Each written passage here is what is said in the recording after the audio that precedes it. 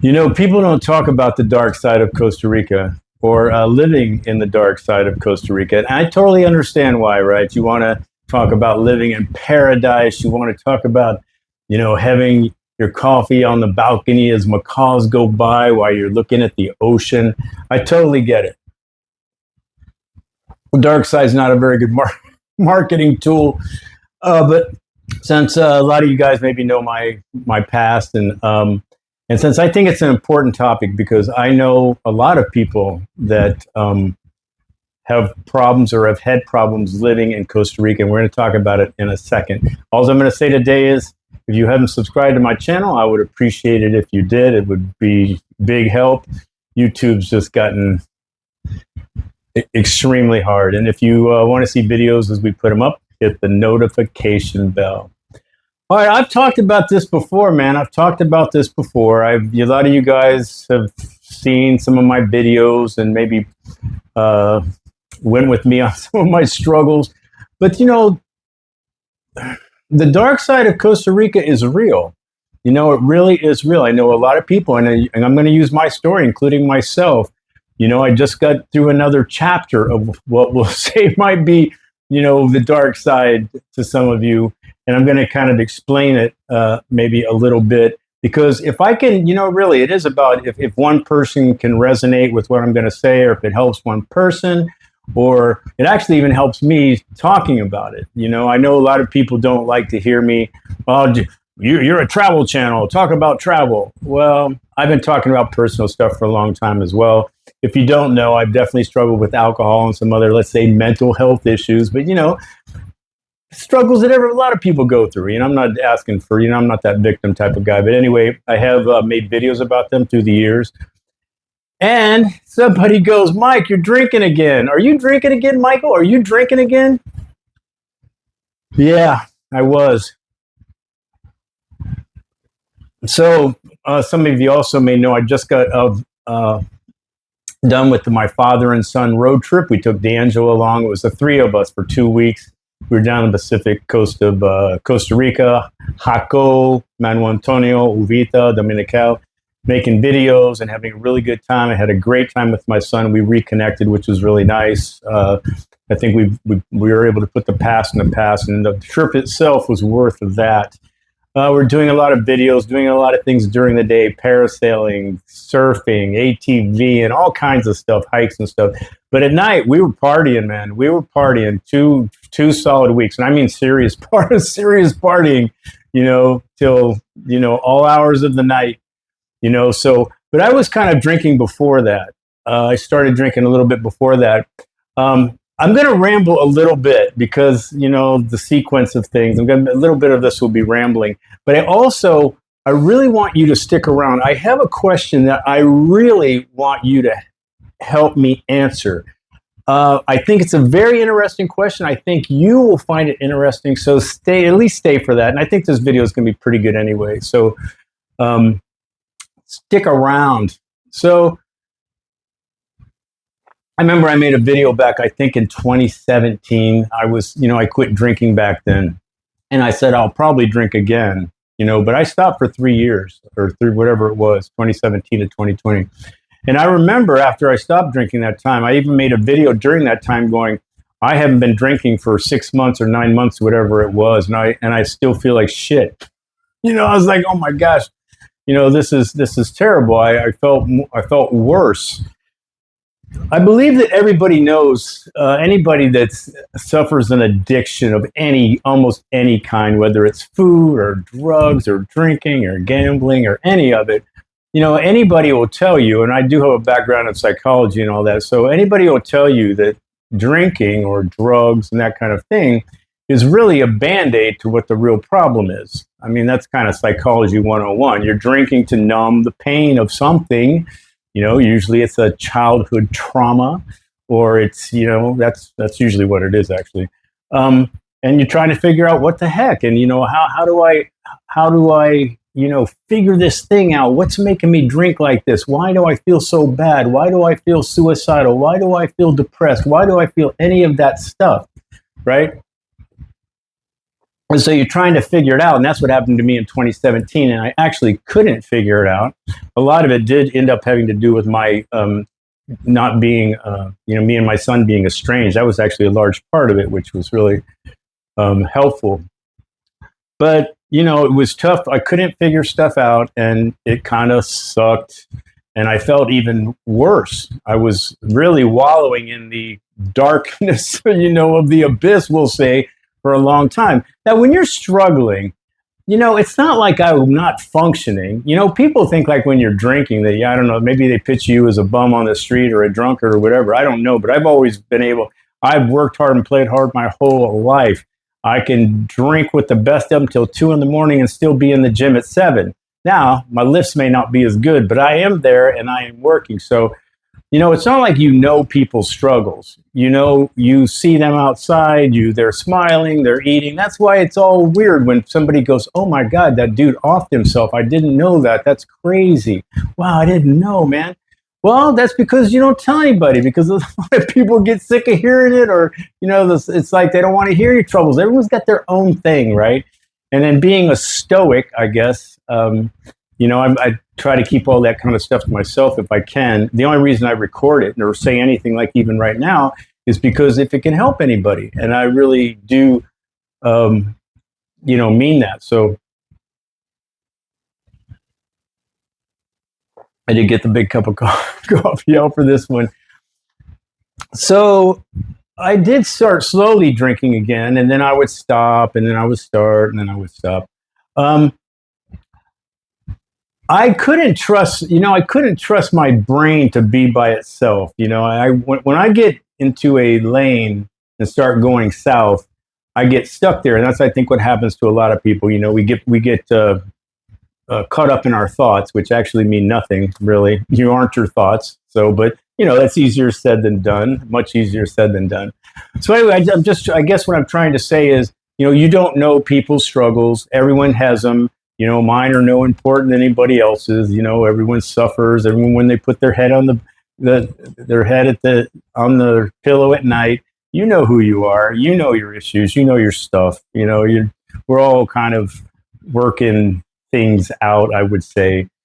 So they say insanity is doing the same thing over again and expecting over and over again, expecting different results. Well, I don't expect different results. I actually don't. When I start, if I'm drinking again, I know where it's going. I know what can happen. I've made a conscious choice to participate in this party or to drink with this, person at my house, whatever, is going on. I made a choice, and I know if I get stuck there and go, oh, well, if I'm going to have one beer, I might as well have, 63 beers. And then, kind of, okay, now it's the next day, right? So that's kind of what happens usually. And I kind of do it. So I kind of go on, like, let's say short-term benders, I guess you would think of them as. But again, I'm getting up, I'm working, I'm going to the gym, I'm doing my thing. But in the afternoon or maybe even the evening, my life changes into party boy. I don't know what happens to me. I've kind of had to come to grips with this is just maybe how I am, that I have to do this.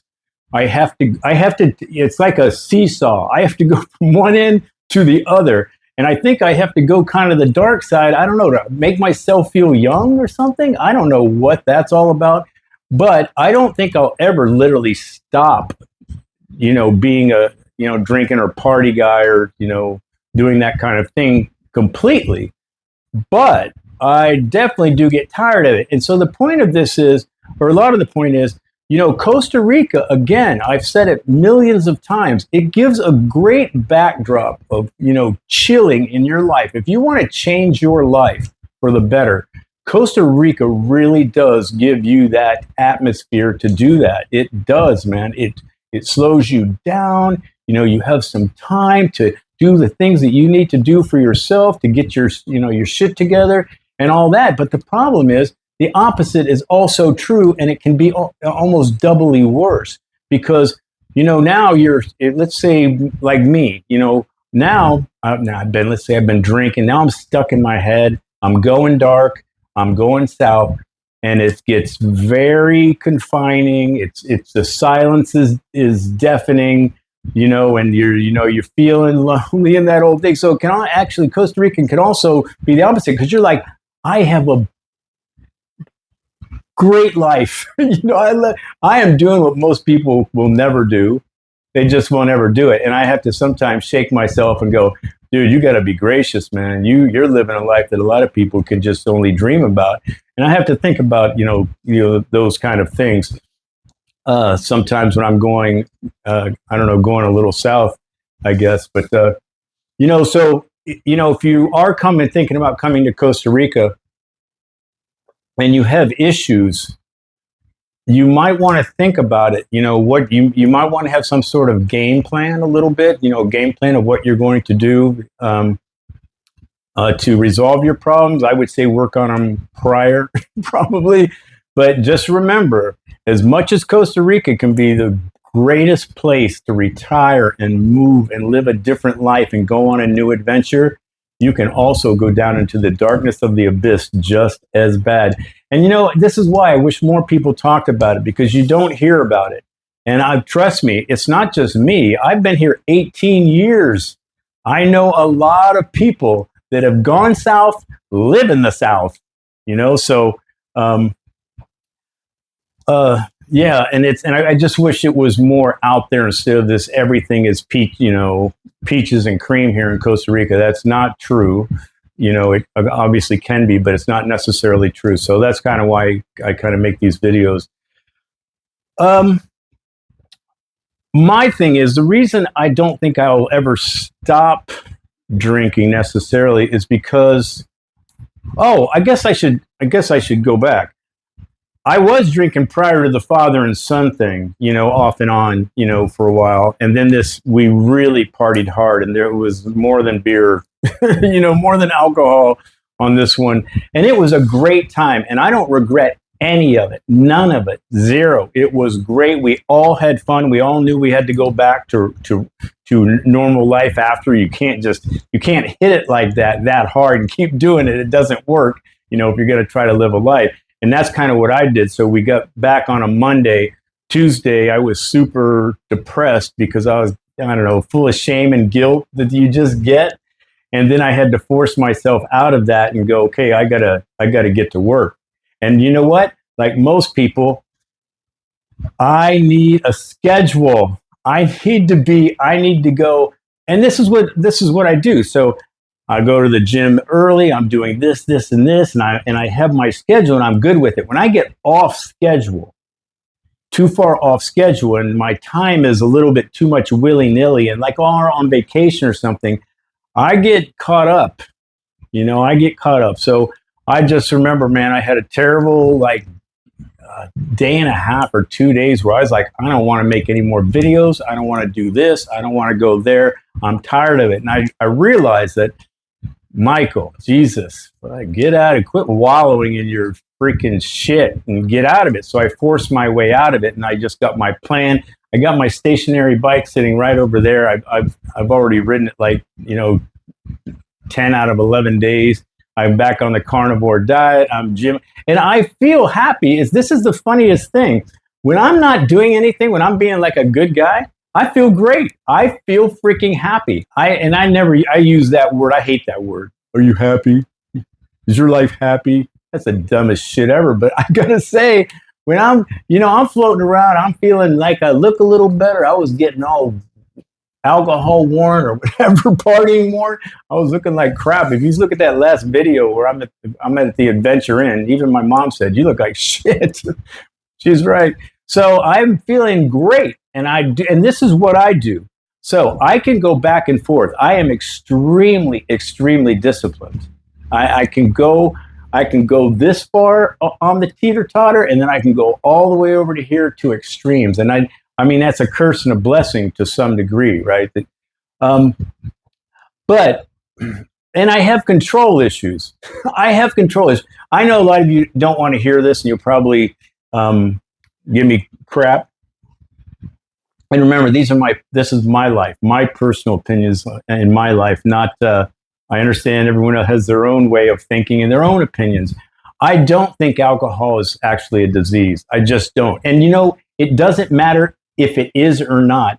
I have to act like it's not, because if it is, it has control over me. And I don't like that whole control thing. I don't like anything, even if it's something really does, acting like something has control of me. No, I have the control.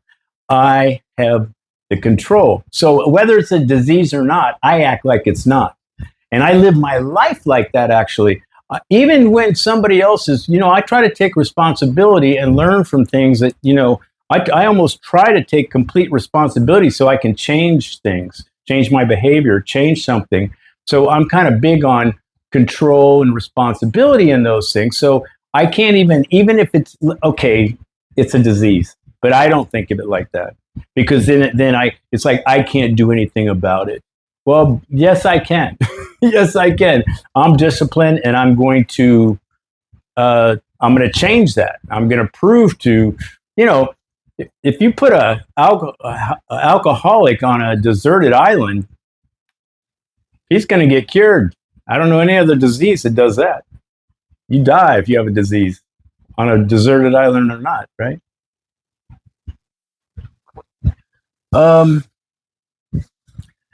And here's, so I heard this the other day, and I thought this was very interesting, because I think this applies to a lot of people's life, and I know it applies to mine. So I'm going to read this because I can't. Okay, I'm going to put this in the description just in case you want to look at it later. So, and when nobody wakes you up in the morning, and when nobody waits for you at night, and when you can do whatever you want, what do you call it? Freedom or loneliness? I think that's very interesting. And I actually can do both. I can read that and go, freedom, baby. It's fucking, like right now, freedom. I got my little schedule. I'm doing my little thing. Freedom. But when things aren't going quite the way, maybe I'm not making the best of decisions, I can feel it the whole other way. And this is my problem. I can go from freedom to the loneliness. So I understand this statement. I think it makes a lot of sense. And I think a lot of people mistake, is that freedom? I don't know. Could be, or it could be loneliness. And I know a lot of people where it's loneliness, even though they might say, I live alone, I'm not lonely, they're not doing shit. They're sitting in their house. They're not on an adventure. They're getting fat. They're drinking too much. They're doing this. They're not doing anything, but they go, yeah, I do what I want. No, you're a loser. So I don't know. So I just think that's a pretty interesting little couple phrases. All right. So the other thing, this is random. The other thing is when I am being, like, let's say, good, I can't be around it because people are too stupid. If I was a sober person, which I am a lot of the times, I can't be around drunks. but if I am going to be around them, I want to drink, because you just can't put up with that amount of stupidity, for very long. I can go over for 20 minutes, and when people start getting stupid, but if I'm drinking, it's kind of fun, because now all of a sudden we're all talking about, hey, we should build a putt-putt at the Costa Rica themed at the base of the volcano, and I'll do the marketing, and where are we going to get the golf balls? I mean, the stupidest freaking shit comes up when people are drinking. Sometimes that's fun, and I need that unwinding. I guess that's why I'm saying I'll probably never stop completely. I do like a little bit that I feel like, well, I'm still young at heart. I like to party with the best of them every now and then. Now, obviously, that time frame has gone down, a lot. So, but some of the stuff that comes up when people are drinking or high is just the funniest stuff ever. But not if you're sober. So I don't know. I can't be around it. So I'm more at after 5 o'clock at night, man. I'm just in my house now. All right, here's the question, guys. Here it is, man. I hope you guys stayed around for this, because I really think this is, tell me where I'm wrong. Everybody knows Psychology 101 tells you that it is a Band-Aid that you're doing. You're numbing some sort of pain, all right? That's not debatable. That's a fact. All right. So let's take that fact. So to me, the easiest thing was quitting drinking. I can, bam, done. And for months, years, I could do that. I just can do it. I'm like hashtag sorry, not sorry. I can do that. Maybe other people can't.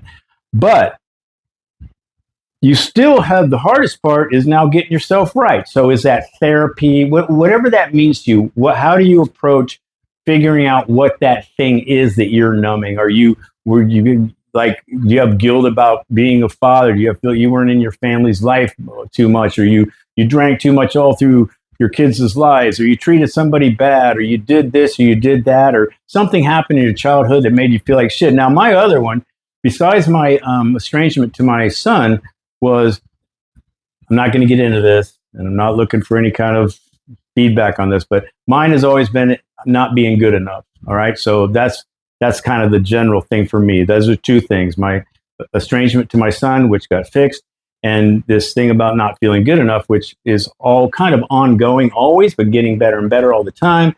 Now, once you figure this stuff out, or you go to therapy and you work your stuff out, all right, you work it out, you're getting there, you're figuring stuff out, things are looking good.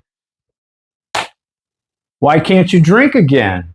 Because if you're not drinking, I've been sober for 25 years. So what you're saying is alcohol still controls you, basically, because you can't, maybe you enjoyed, now, okay, before everyone gets all excited, I'm sure there's a lot of people out there that, they have one beer. They've been sober for 10 years. They have one beer and they go for, because that's the movies, right? Have one beer and they're drinking, where's the Jack Daniels? I'm going to go crazy. Yeah, those people exist. But it's also a little bit of a stereotype, a little bit, because usually it's gradually, I think a little bit. You go out for a couple beers, think you can handle it. And then you have 3, and then, you're doing a little more and more. It's going to be more and more. So I think it kind of normally would go like that. But if you enjoyed wine, let's say, when you were a drinker, or you liked a certain drink, and now you've worked all your stuff out with therapy, and you've made leaps and bounds, well, the alcohol was to cover that trauma or that thing you had. So alcohol's out, you fix the trauma, why can't you have a glass of wine? And this is my problem with control. I think I can have the glass of wine or 2 because I'm getting better. I can feel it. I know I am. Me and my son got back together. That's been the best thing ever. All this kind, that kind of thing. So, and I've realized a lot of other things about myself. So, why can't you have the glass of wine? And that's my question to you. If you're unable to have alcohol after 5 years of sobriety, doesn't it still control you like it did when you drank? You fixed your stuff. Shouldn't you be able to have a glass of wine? Or we've seen too much stuff on TV that says, no, you can't do it. No, if I had one drink, I'd be. Now, I get it. I know. You're probably going to go, oh, Mike, it's a disease, and they're going to keep drinking. Well, I'm not. So I just don't believe, I guess what I'm saying is I don't believe everybody is necessarily like that. I think some people are. But to me, you've conquered alcohol when you could drink it again. I'm just looking for your comments. I'm not looking for you to yell at me and tell me where I'm wrong. Just give me your opinion. Give me your comments. I would totally appreciate it. So anybody worried about me? No, I'm not drinking, and I have no, again, I'm back to, I got it out of my system for this last time, and it was fun. Got a little dark at the end, a little back to depressing and all that. And I said, okay, I'm done. And I will be done.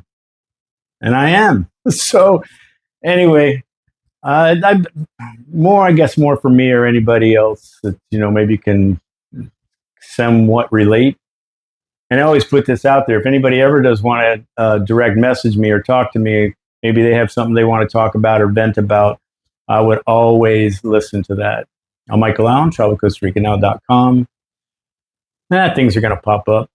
You can watch them if you want. Ciao.